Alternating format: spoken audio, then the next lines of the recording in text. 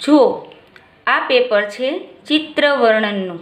અહીંયા સૌથી પહેલાં તમારે તમારું નામ લખવાનું છે.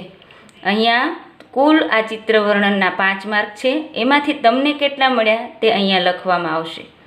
હવે તમે જુઓ છો ને આ ચિત્રની અંદર સરસ મજાનું ઝાડ છે, ખિસકોલી છે, એક છોકરી છે, કબૂતર છે, ચકલી છે, માળો છે.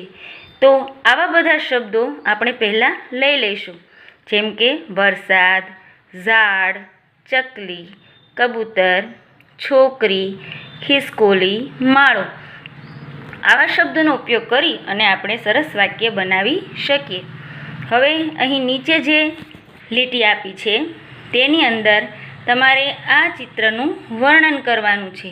કેવી રીતે કરશું? જુઓ, આપણે એવું લખીશું, આ ચિત્રમાં એક ઝાડ છે.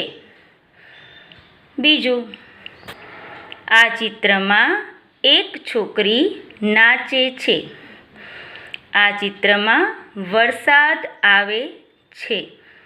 ઝાડની ડાળી પર પક્ષીઓ બેઠા છે. એક ચકલી તેના માળા તરફ જુએ છે. એક ખિસકોલી ઝાડ પર ચડી રહી છે. આમ તમે તમારી જાતે પણ વાક્યો બનાવી શકો છો. બધા જ વાક્યો લખાઈ જાય એટલે તમારા વાક્યોનો ફોટો પાડી અને મને મોકલી આપજો. આવજો.